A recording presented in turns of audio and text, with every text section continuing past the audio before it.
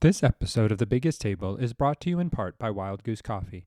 Since 2008, Wild Goose has sought to build better communities through coffee. And for our listeners, Wild Goose is offering a special promotion of 20% off a one-time order using the code TABLE at checkout. To learn more and to order coffee, please visit wildgoosecoffee.com. In this episode of The Biggest Table, I converse with Michael Beck, a pastor, professor, and author about experiencing God's love through community, especially in unconventional settings like tattoo parlors, dog parks, and burrito shops. Michael shares his personal story of childhood trauma, addiction, and solitary confinement, and how he found community and redemption. We discuss the benefits of 12-step recovery programs in fostering deep, supportive relationships and explore how these principles can be applied to build inclusive, loving, and spiritually nourishing communities. The conversation touches on the themes from Michael's recent book, Never Alone, the epidemic of loneliness, and practical steps to create meaningful connections in today's digital and often isolating world. I hope you enjoy the episode.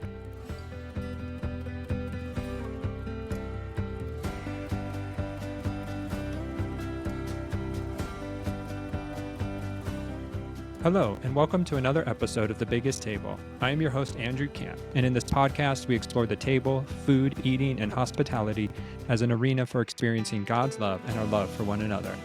And today, I'm joined by Michael Beck. Michael is a pastor, professor, author, and one of the rare leaders bridging frontline ministry with academic scholarship. Alongside his wife, Jill, he has led multiple revitalizations and planted unconventional faith communities among those often overlooked. They currently serve as co-pastors of Compassion and St. Mark's United Methodist Churches, where they lead Open Arms Village, a holistic recovery housing program, and oversee a network of fresh expressions, worshiping communities that gather in places like tattoo parlors, dog parks, burrito shops, EV charging stations, digital spaces, and recovery centers. Michael also serves as Director of Fresh Expressions Florida, Director of the Fresh Expressions House of Studies at Perkins School of Theology at SMU, and Director of Fresh Expressions. His most recent book, Never Alone, explores how churches can address the epidemic of loneliness with the gospel's radical promise of community. So thanks for joining me today, Michael. Really enjoyed your book, Never Alone, and really think it fits with the themes I'm exploring here on The Biggest Table. So thanks for joining me today. Thank you, Andrew. I love the theme of your podcast and the goodness you're trying to put into the world. So thanks for letting me be a part of it. Yeah. So where I want to start is just because I think your backstory helps provide the framework for how you approach communities. So can you give my listeners sort of a little background of who you are, where you've come from, and how that has motivated you to explore community in these fresh ways? For sure. So I was born addicted. My biological mother was not really able to care for me at that time. My biological father was unknown. And so I was adopted by my grandparents for a time in my early childhood. And they kind of dragged me to this little church in Ocala, Florida, St. Mark's UMC, even when I didn't want to go sometimes. But my childhood, I remember, just a really warm, pleasant experience of the church and church people, and people really nurtured me, rallied around me in my infant baptism and committed to raise me in a community of love and forgiveness, and fed me through their never-ending potlucks, and just really nurtured me in the faith. My grandpa died when I was 10, and then my grandmother died, and I dropped out in the 9th grade. Drugs, alcohol, got involved in some selling drugs, gangs, ended up in juvenile detention a lot, and then ultimately jail, and encountered Jesus in a solitary confinement cell. So part of what I speak with Never Alone is, having been somebody who did over a month in a solitary confinement cell, which I feel human beings made in the image of God and created for community and love, to put them in a box by themselves for extensive periods of time can be a really cruel form of punishment that we still do every day, even to juveniles and kids, actually, in our justice system. But I had an encounter. For me, like Merton says, we move into the solitude, not to come away from the world or to be set apart from the world, but to make that discovery of the true self, unmask the distorted false self, and find our true self in God. So that kind of happened for me in a jail cell, Huh. where people were kind of breaking every day. Like people Yeah. committed suicide, they do all kind of crazy stuff. So long story short, I'll wrap it up with this, but I got out of jail, went back to that little church that nurtured me, that raised me. Mm. And luckily there was a recovering alcoholic pastor there, Pastor Dan Jones. And he said, I told him my whole story, how I think I met Jesus, and he spoke to me, and there was like light in my jail cell and all this stuff. And Huh. he said, well, I'm glad Jesus has saved your soul, but AA will save your butt. He used another word there that I Yeah. won't say on your holy sacred space here, but so he said, meet me at the noon meeting tomorrow. Let me show you how to do life sober. And that was 18 years ago. And really the deepest sense of community that I've known in my discipleship and my walk with Jesus has been the 12-step fellowship community, which is where I really still lean in today for that koinonia, that depth of community where we can Mm. just bring our full selves and stuff. And so a lot of my ministry flows out of all of that. For sure. Wow. What a gift that in the midst of such pain and sorrow, Jesus met you in a solitary space. Yeah. Uh, You and know, then yeah, go ahead. sorry, I didn't mean to cut you off there. No. Um, I just need to say that I am back as the pastor of that church. So Mm. St. Mark's UMC, I'm now the place where I was baptized as a baby and nurtured and all of that. I'm back as the pastor. And in Methodism, we have this prolific hymn writer in our tradition named Charles Wesley, and Right. he wrote many, many hymns. But one of my favorites is "And Can It Be?" Mm. And one of my favorite lines in all of like Christian literature and music is, long my imprisoned spirit lay, fast bound in sin in nature's night. Thine eye diffused a quickening ray. I woke, the dungeon flamed with light. My Mm. chains fell off, my heart was free. I rose, went forth, and followed thee. So that hymn is basically my story. Charles Wesley was singing my story, and Yeah. it's not just some words for me. It's like literally my experience of Jesus. And my wife and I try to cultivate that same kind of thing with others through community. You mentioned that, that really AA and other addiction recovery groups have been your strongest sense of community. And so, I've never participated in an AA or recovery group, and I'm guessing many of my listeners haven't. So, like, what is it about AA groups that can be so profound and maybe more biblically centered community than a evangelical church? Yeah. So, Acts 2, I love that as a kind of a blueprint where they dedicated themselves to the apostles' teaching, the Right. breaking of the bread, and the prayers. They met daily in their homes around tables, right? So they Yeah. were breaking bread, having meals, and they were going to the temple frequently. So they had this inherited kind of church thing, temple stuff, but they were really doing life and community together around the table in their homes and constantly together. And I think what AA does and other fellowships like it is it creates that consistent kind of contact Mm. where we're really working out our spirituality, and it's a broad range of spirituality, right? Like people Yeah. bring different higher powers to the space, Hmm. but the 12 steps that Bill and Bob developed actually came out of the Oxford group and they're just basically Christianity 101. Yeah. Like Frank Buckman was the priest, and I love Richard Rohr talks about in Breathing Underwater that the 12-step spirituality is America's one unique, like, great contribution to the spiritual landscape. But the community part of it, that's the important thing that I think we don't do in churches real well. And I don't want to keep harping on Methodism, but I'm kind of a Methodist, so just Yeah. forgive me for that, listeners, who that's not your hive there. But um, in the early Methodism, you had societies, classes, bands. So field preaching, awakening to God's grace, small group. The only requirement for membership was the desire to flee the wrath to come. Wesley's language. That's 12-step, right? The only requirement is a desire to stop drinking. So, and then the honest confession that happens in that Yeah. space. James 5 says, confess your sins one to another, you'll be healed. Forgiveness comes directly through God, right? But for healing comes through confession and doing that in community with others. So in a 12-step fellowship, we literally sit there and say, basically, this is how I sucked this week. This is how I sinned or I messed up or whatever. Mm-hmm. And we can just kind of be honest about that and support each other in real spiritual growth.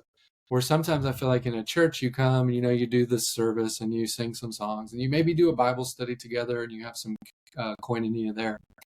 But are we doing the deep penetrating, like really, how goes it with your soul, and trying to spiritually grow out of those old, like in the language of Celebrate Recovery, hurts, habits, and hangups? Yeah. Whereas 12-step communities really open a space for you to do that. Gotcha.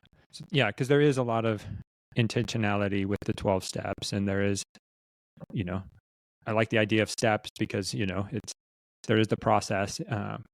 My wife's a clinical psychologist, and she's done a little some recovery stuff, and so like I have a vague awareness of it, but nothing.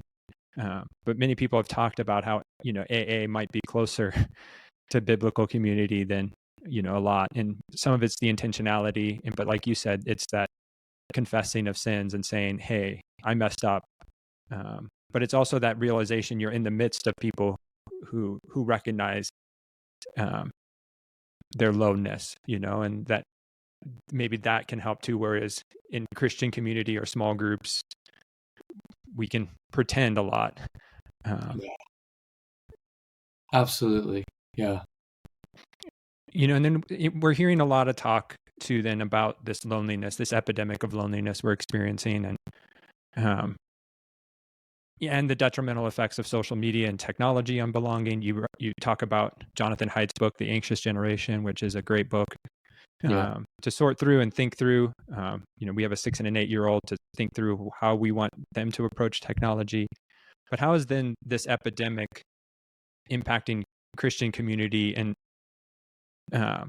what are ways that you're looking to then use your recovery programs as means to address this epidemic of loneliness? Yeah, I think I started to realize early on in my ministry that the thing that really people were mostly struggling with, and the really unhealthy kind of behavior patterns, was like loneliness. People were just lonely. And I will sadly say that I don't think the church was really kind of providing the kind of community that they needed to heal that loneliness. So a lot of people just kind of checked out on church or tried to find that other places.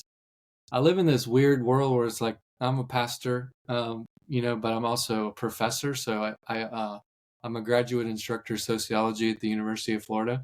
Oh wow! And I did this last semester.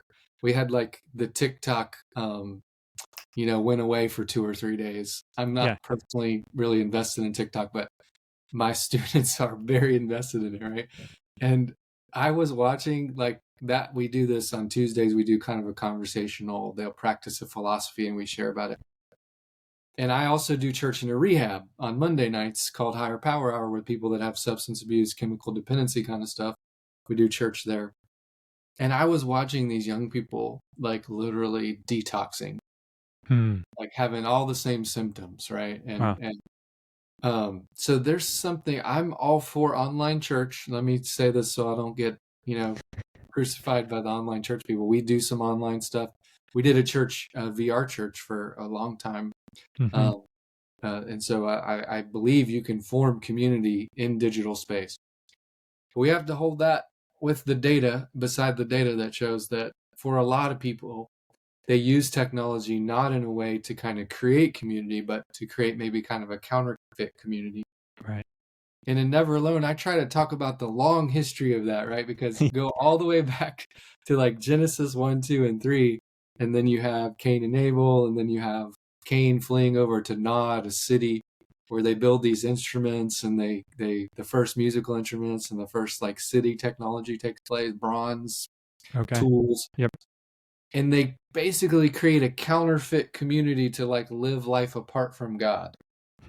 Right? So technology can build an ark, Noah, where we can like cradle life and sustain life, and we get instructions from God to like use this technology to do good in the world. And then you have this other extreme where it's like we can also use technology to create this counterfeit community. And I think a lot of what people, their online life more gravitates to that counterfeit thing. We're the attention economy, right? We're just being algorithmed into paying attention to these things, and we're kind of neglecting our own real depth of relationships and our own spiritual needs and such. And so I think the thing that I'm trying to communicate in the book is the gospel is not just a message about Jesus.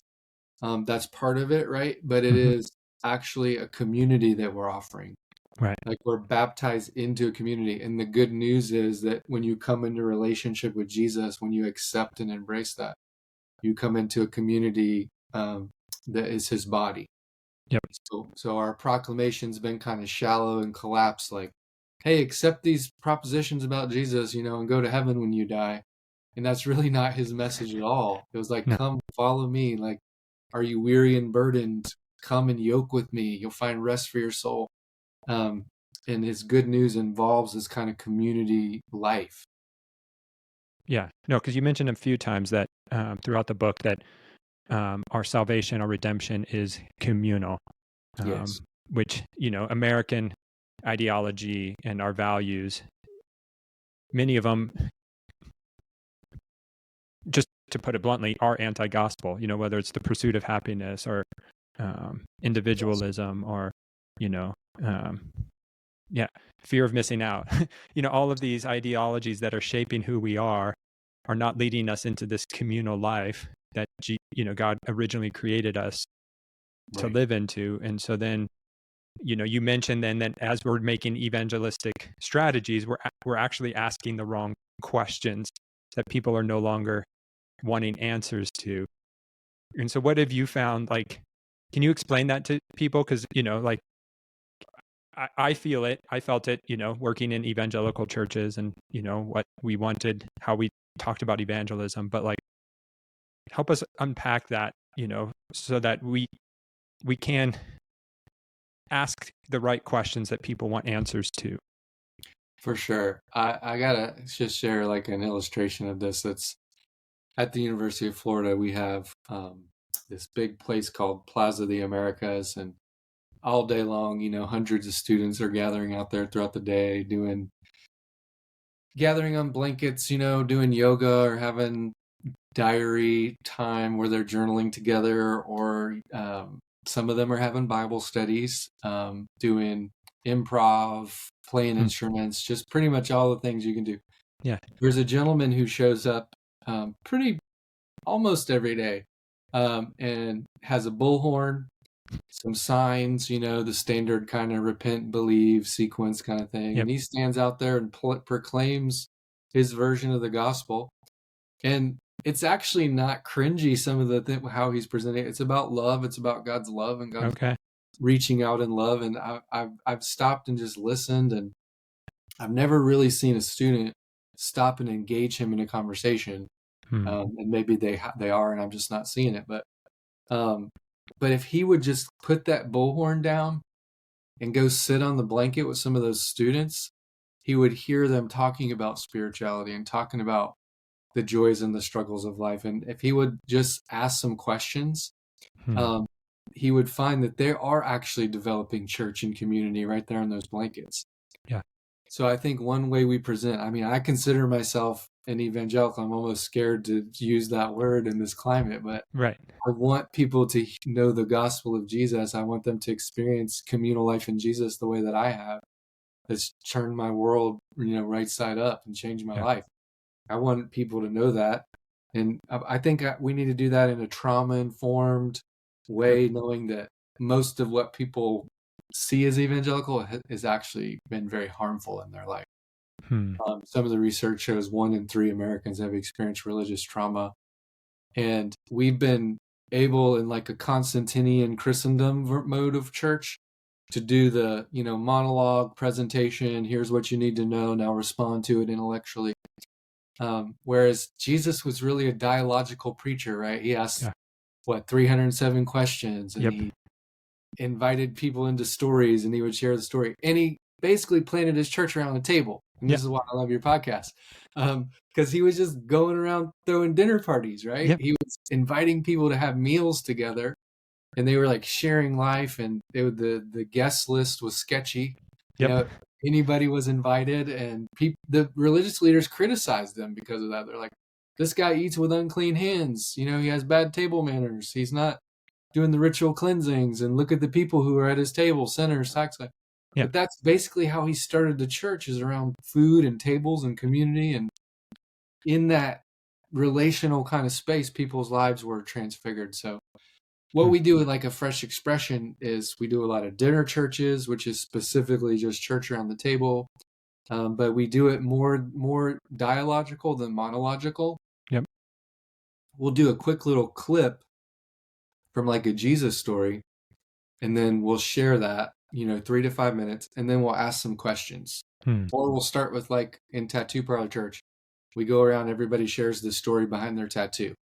Right. And so you got Christians, non-Christians, everything in between, all gathered in this tattoo parlor. And where some of us are clearly, Jesus people, and we bring that into the conversation. Other people are bringing other stuff. But when you create that space for that conversation and just share Jesus in the midst of that, and know that his risen self is at work in that space, like he's moving in people's lives and in that conversation. So that's kind of what we do. So it starts more with community and creating belonging. Mm-hmm.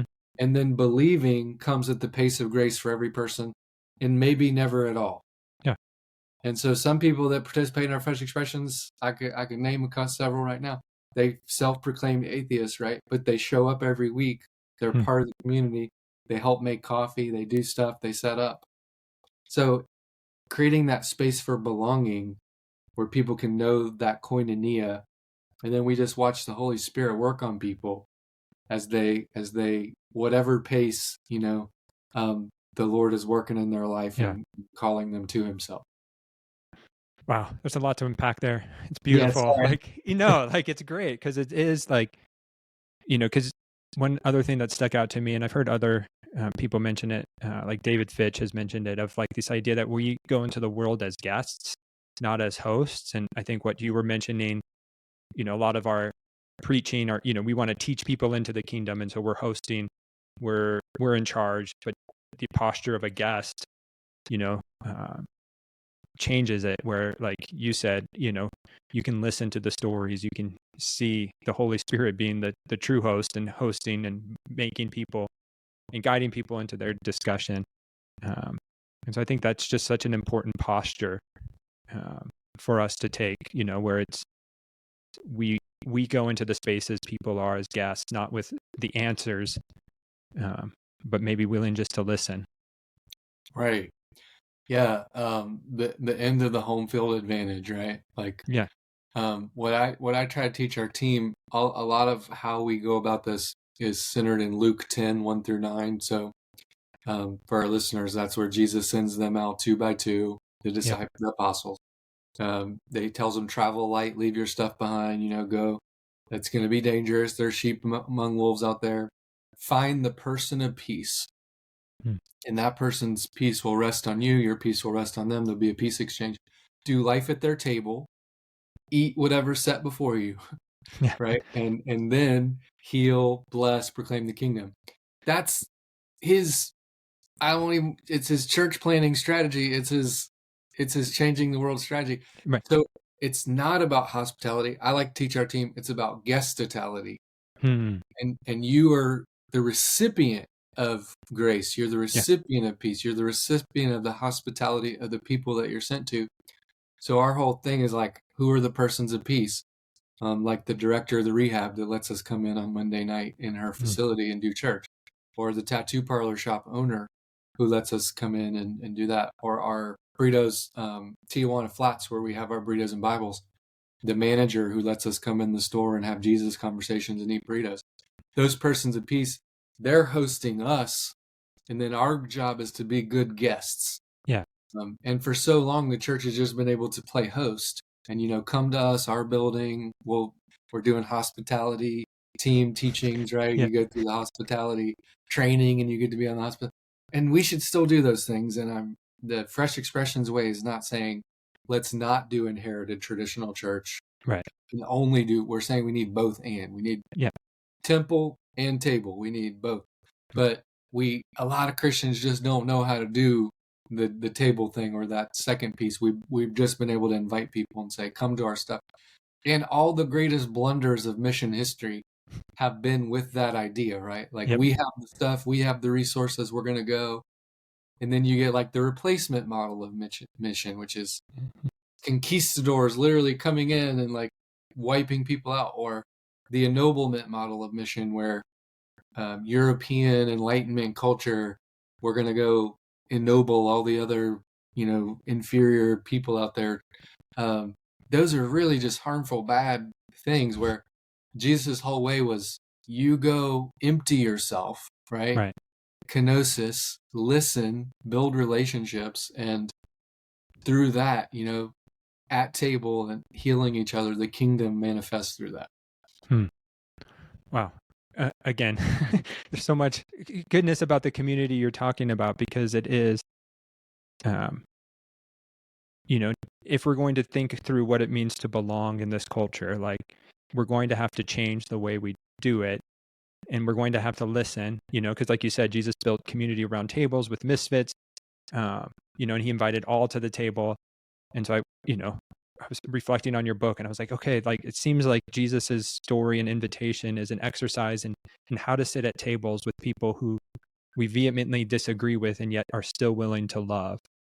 Because I think that's the invitation, because too many, it's so easy to get siloed, and not, which isn't the true expression of community. And so, like, how do we sit at tables with people we will vehemently disagree with? And like, I'm guessing recovery programs have helped you do that, because I'm guessing you've heard some crazy ideas through recovery, but you still show up and you still love. And so, how can recovery, this idea in even recovery groups, model how to sit with people who we may vehemently disagree with? Yeah, I love this. And if this is too political or off base, just rein me back in here. But I'm just sitting here thinking about, the Pope's death. Yeah. And this morning we found out about that. And one of the last things that he did was sit down with J.D. Vance, right? Right. And the Pope was very public about not really agreeing with a lot of the current administration policies, but sat and they had a conversation. And I don't really know the details of that, but I imagine they have some differences, at least minor, about things, and yet he made space for that. And yeah, in the recovery community, we know everybody's different, and the goal of recovery is not to convert people, right? We're a program of attraction rather than promotion, and we're just trying to live a life of recovery and be of service to others. And then by doing that, it strengthens our own recovery. So this is just, I know a lot of people struggle with this, but for me, it's just has been a natural part of my spiritual development. Like, when we go to Higher Power Hour, this is a state facility. So some people are court-ordered to be there. Some people have gone through the self admission into detox kind of. So one of our persons of peace, Megan, who's the director of the center, says, you can't call it church, and you can't, there's certain boundaries you have to. So in the beginning, we say, hey, we know everybody here is coming from different spiritual spaces, and maybe you have different ideas about your higher power. But what we're here to do is, we know every relapse 100% of the time comes down to a failure to enlarge our spiritual life. So that's the purpose of Higher Power Hour. We're going to all learn from each other as a community of equals, and everybody gets to speak as an equal into the space. And some of us are coming from a Jesus space, right? And some are not. So in that dynamic, people feel free to come out and share kind of where their spirituality is. And my job in that is not to like convert, okay, let's do the Romans Road now and sinner's prayer. Sometimes people do respond in that way, and I'm always grateful to pray with somebody in that moment. It's beautiful. But that's not necessarily what we're trying. It's not like a conversion tactic kind of thing. We really do believe that Jesus is risen, right? And he really is in that room. Yeah. I believe he's involved in every person's life in that room, whether they call his name or not. I know that he's there before we get there. And I'm just trying to trust him and trying to do my best imperfectly Yep. and failing at it to live and be the aroma of Christ in a way that people are like, maybe that Christian thing, is not as bad as I originally thought. Or Right. so, yeah, that's the thing. Mhm. In community with others, right? Then Yeah. we experience God's love. No, we do. And it starts, for you, you have these sort of three values that I think underline, everything you want to do. It's original goodness, original trauma, and original unity. And with original goodness, you want us to start not with that we are all sinners in need of God's grace, but that we were created already good and infinitely worthy of divine love. And so how is that that's a different starting point than maybe many of us were taught as evangelicals, like we're a sinner in need of redemption. So how does starting with goodness help you, and how can it help us create more life enriching community? Yeah, and this is what kind of got me put into the heretic camp here, so I guess I'll go ahead and accept it. But so the Bible doesn't start with you suck and you're terrible and there's nothing you can do about it. No. It starts with you are good. Yep. That God creates the world good and God creates everything in the world good. Tov is the Hebrew word, and God creates us. And we get the first very good when he gets to humans, right? Yep. Very tov, very good. Yep. And that's our imago Dei, the goodness. We're created in the image of a good God, made of good material that God made and spoke and took mud and shaped us and formed us and breathed into us, ruach, and we become nephesh, living beings in his image. That's the starting point of the Bible. And so I think our evangelism should start with that, with people. Mm-hmm. It's not like telling them how terrible they are and bullhorning them, but really affirming the good that they already are, that God has already stamped God's divine image on them. The next movement of that is the original trauma, though. So I would say we're not all good, right? No. We have this original goodness that's baked into us. And by the way, this is just Wesleyan Theology 101. It's not really new. It's been lost for a long time, I think. But Yeah. that's where you get like the total depravity kind of thing. And I can accept that there's a piece of us that's broken, right? That comes from this original trauma, this wound that we all have. We need healing from that. And wounded people act out of their woundedness, right? And they do bad things and all of that. We're all in that space where all of us in some way have been wounded. We carry that in-being sin that has to be healed by Jesus. And then there's that final movement. So Wesleyans talk about prevenient grace, justifying grace, sanctifying grace. And that's where I like the way Thomas Merton frames this, though, that's the oneness that we already are. That we're not one is actually the distortion. That's the illusion that we ego, self, and distorted false mask and separation. But actually, when we discover Christ discovering us, we actually see we're actually unified with all human beings all of time, everywhere, and that we really are a oneness. So I think what the world hears, and just let me be a little bit like facetious with it, but they hear us saying, you suck, there's nothing you can really do about it, but there's a really good God who loves you, and he loves you so much he punished the hell out of his own son on a cross. And through this act of divine child abuse, you, if you accept it, can receive eternal life, and you go to this beautiful heaven city place rather than an eternity in hell, if you just believe this stuff and accept it.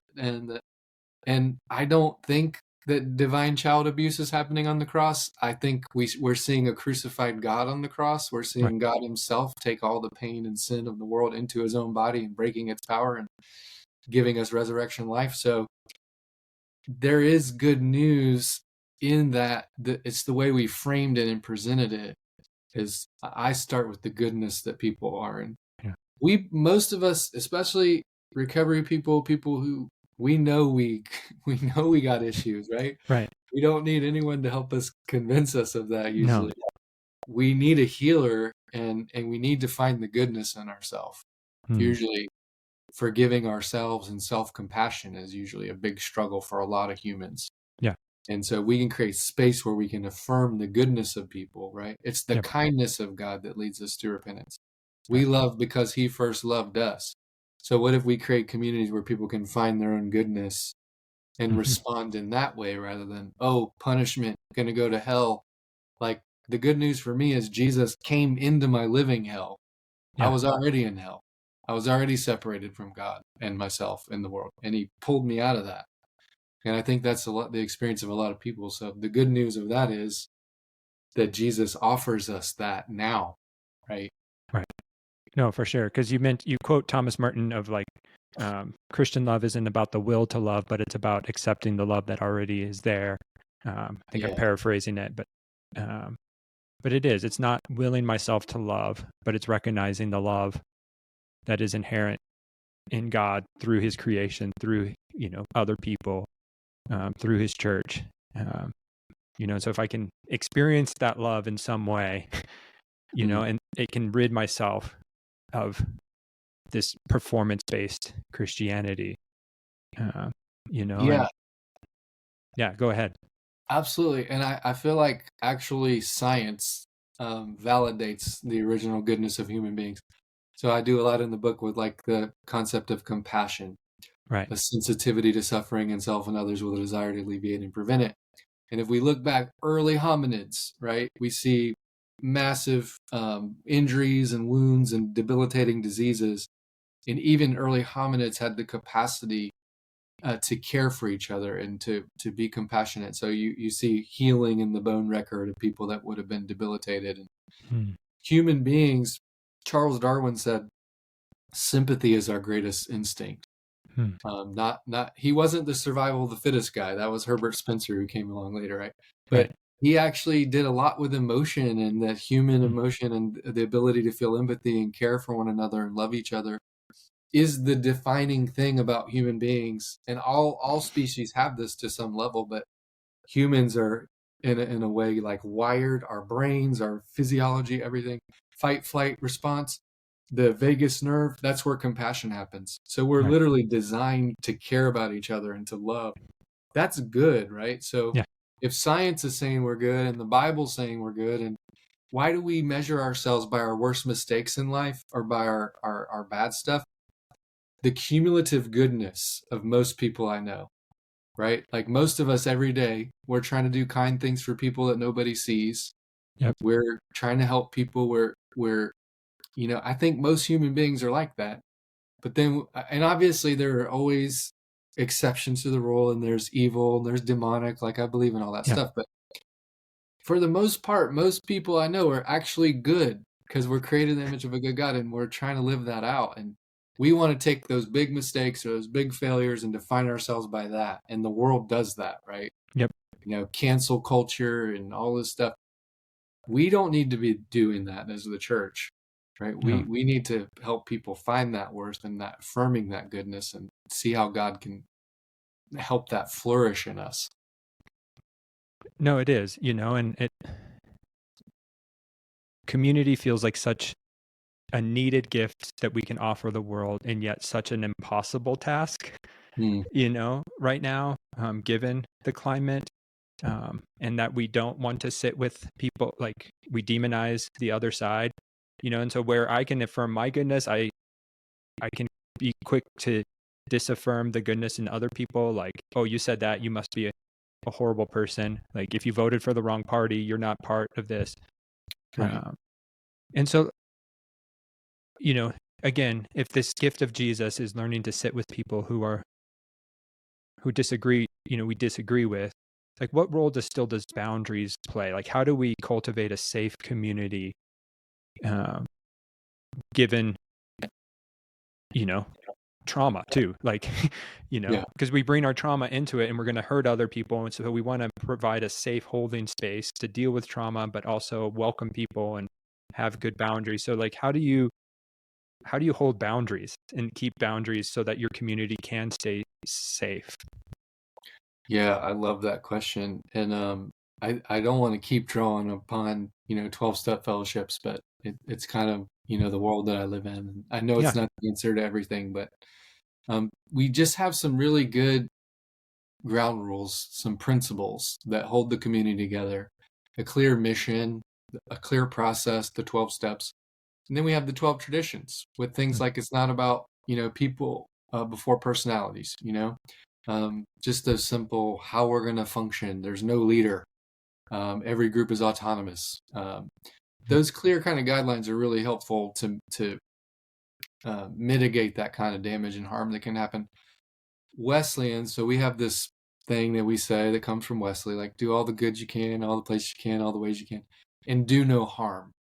So the key thing with anything that we start is we don't want to further harm people. So that's training with my leaders. It's having a small group of people that my wife and I are really discipling. So we gather them together once a month in our home. I work with the guys, Jill works with the ladies, and we do literally like band meeting, sanctification kind of stuff. Wow. Small group, just, how did we sin and how are we progressing with our spiritual life? And I make sure those people are good and healthy. And I'm trying to support them and nourish them as they lead the things that we're doing. And there's times in meetings where gatherings where people say things that you have to correct in the moment and say things like, that actually could be really harmful for some people in the circle, what you just said there. We try to honor every contribution, and sometimes when something's way out left field, every person gets to share as an equal, right? But then we'll say things like, here's one way that think about that. Here's another way that maybe Christians have thought about this for about 2,000 years, or here's a specifically Wesleyan way to think about what you just shared. So we're honoring, we're bringing it in, but when things are harmful, we have to name that. And then there are times we've had to tell people this group's probably not for you, or we've had to meet with people after and say, hey, you have to either stop, this kind of behavior or saying these kind of things, or you're not going to be welcome to come here anymore. It's sad when that has to happen, but it's something that has to happen as a leader to do that, to protect the other people that are involved. That makes a lot of sense, and I appreciate that wisdom. And again, it seems the 12 recovery programs have a lot to offer as we think through, okay, how do we form community? Like, we don't need to reinvent the wheel always. Like, there's good resources that might be just outside the church, but within the church walls, that we can, use some of their ideas, and think through what it means to do this community.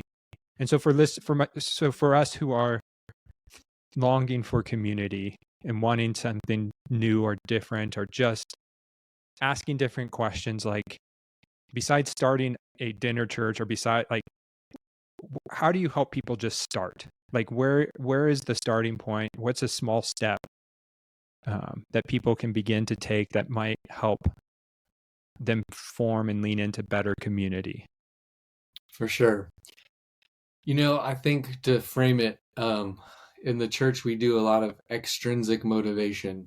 So this is like something external to yourself, kind of telling you should do this, you should do that, because the Bible says it, or the church, or whatever. What we're doing with the Fresh Expressions approach is intrinsic motivation. So it's asking questions of my people like, what is the Holy Spirit stirring in your heart? What's your wicked problem? What's that thing that keeps you up at night that you notice all the time that's not going to probably be resolved in our lifetime, but you just have a, passion for that thing? Like for me, that's recovery. It's overdose. It's all the things that, I've been part of my experience. But what's that for you, right? For each person. And then it's as simple as we say, don't do, our life is already full, right? Crazy amounts of stuff. We just multiple jobs, all that. So don't add more stuff to your life. But can you find a friend, do something you would already do in a place you would already do it? And can you think of that, how that might become its own little spiritual community, its own little pocket of communal life in Jesus? So some people, they're not going to start Tattoo Parlor Church, right? They're not, no tattoos. Nope, no tattoos for me. Tattoo Parlor Church is not, probably my best place to start.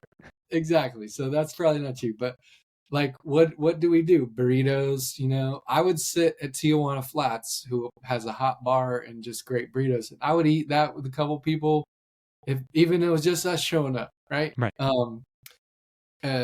Dog park church. One of my 7-year-old what lay people started a church in a dog park called Paws of Praise. Larry.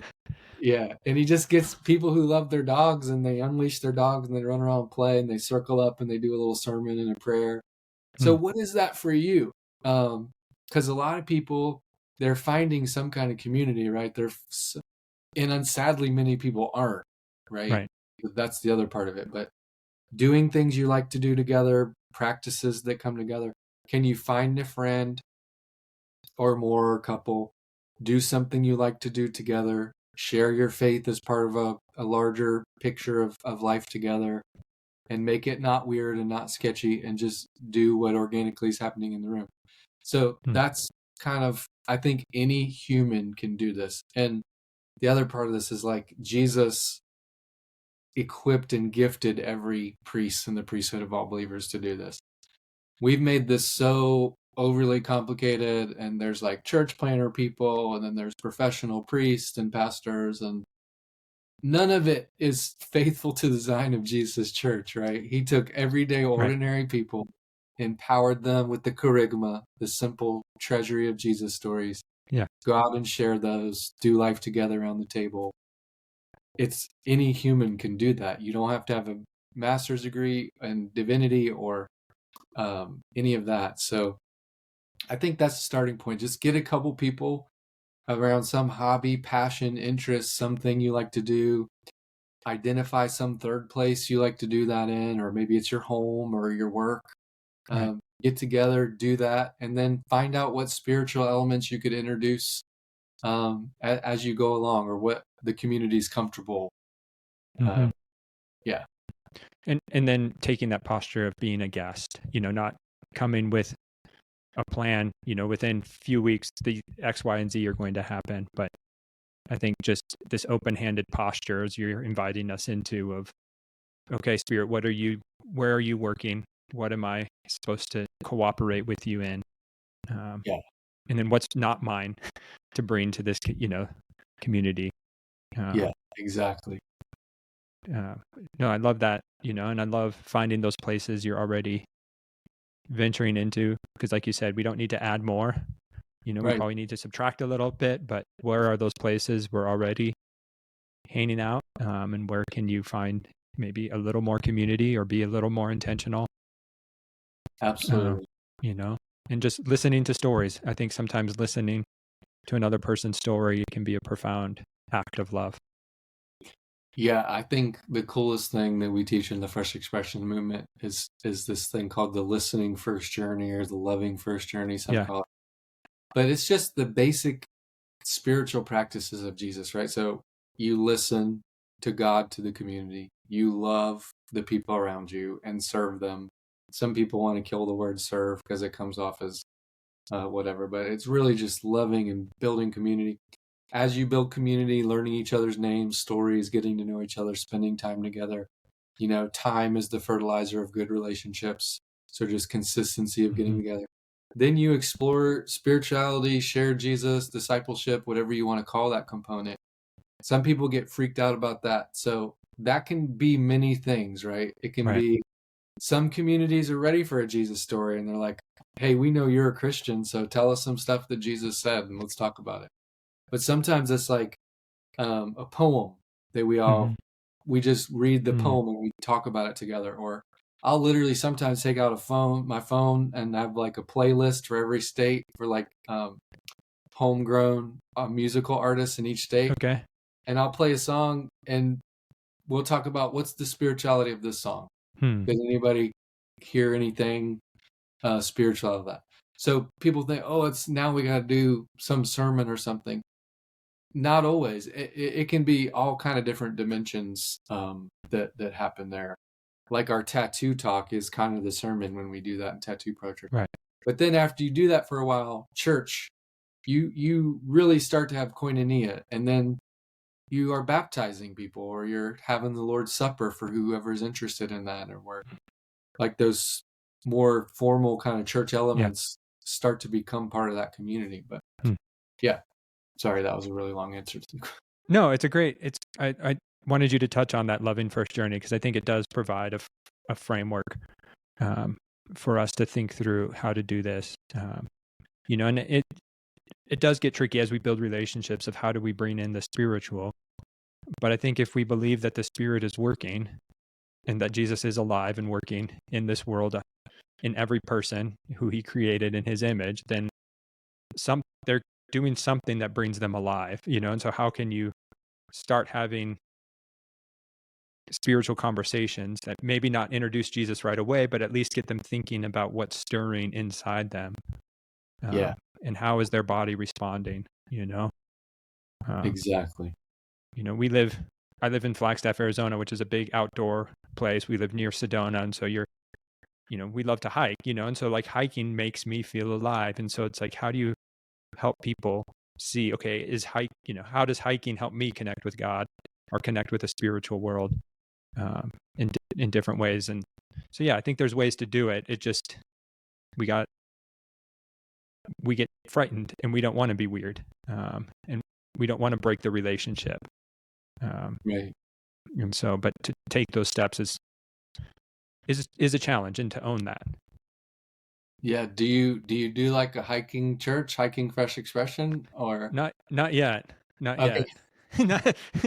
Because I would be down for that. I'd show up for that. Yeah. No, and there's like literally live in like the largest ponderosa pine forest in the world. And we have the Grand Canyon an hour and a half away. And so there's ways to do it. And so how to do it well. Absolutely. Yeah.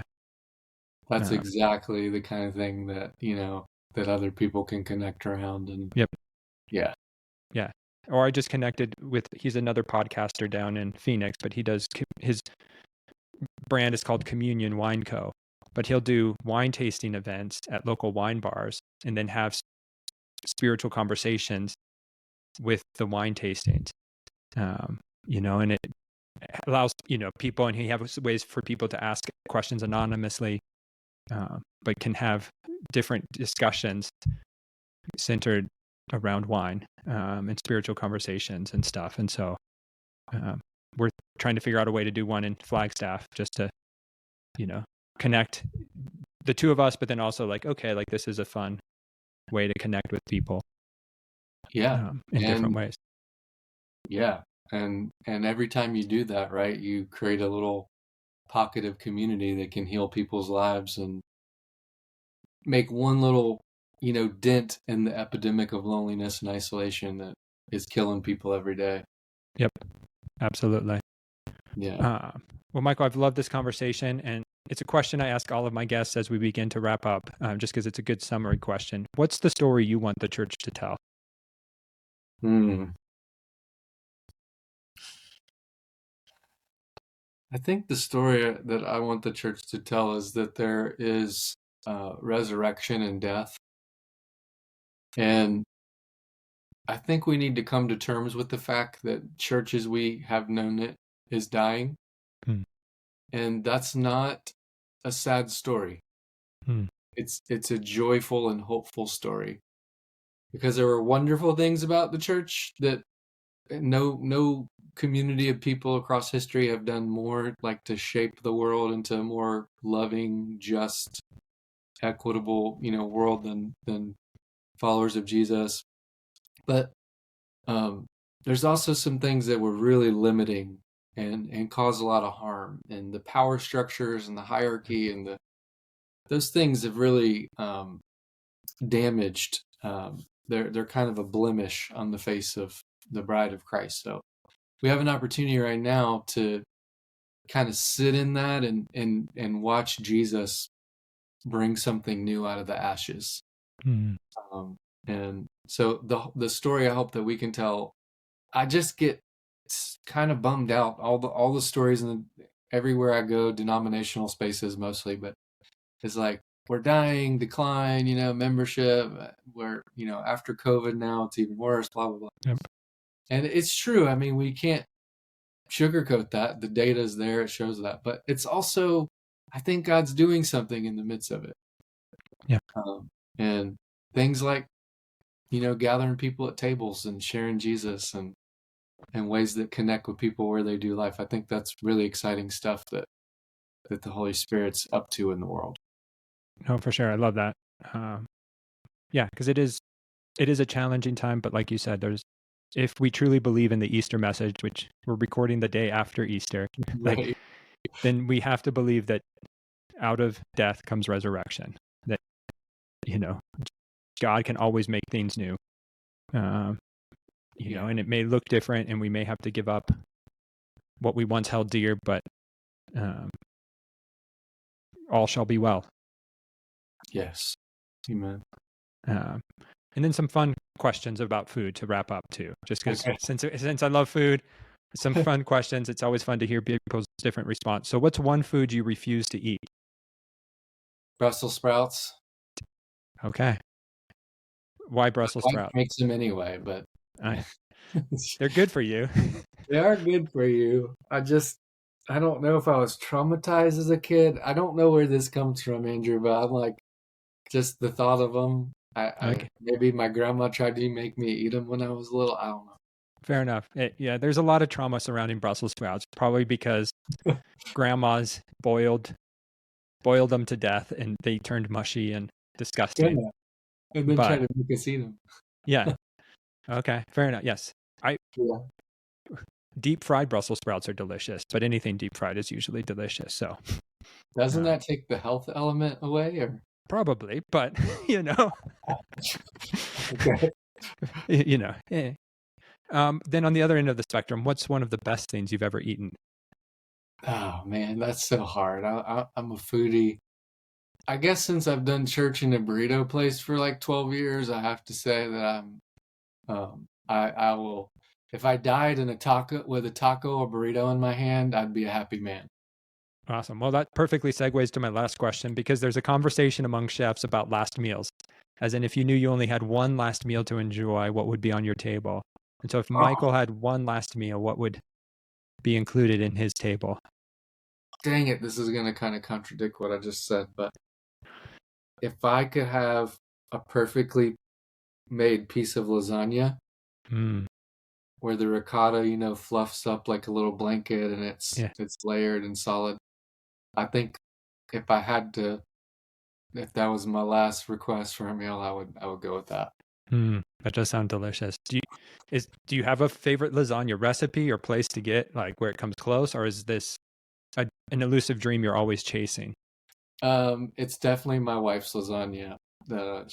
She doesn't make it much, so it's like a rare sacramental thing, because I know it takes a lot of work and stuff, but she's definitely makes the best lasagna I've ever had.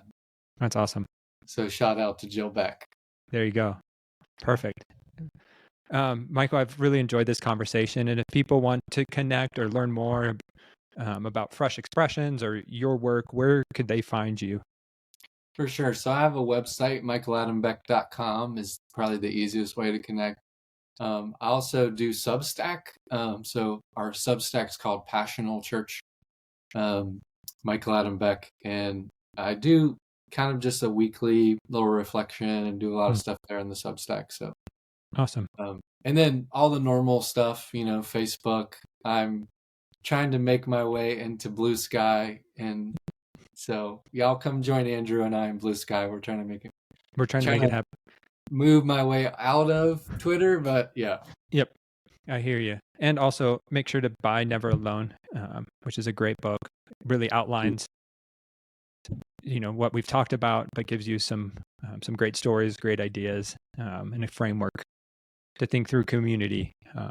And so, Never Alone. It's now available through Herald Press. Thank you for your ministry to the church, to what you're doing, the hope you're bringing. You're a gift, Michael. So thank you. So are you, brother. I appreciate it. Thanks for listening, everyone. If you've enjoyed this episode, please consider subscribing, leaving a review, or sharing it with others. Thanks for joining us on this episode of The Biggest Table, where we explore what it means to be transformed by God's love around the table and through food. Until next time, bye.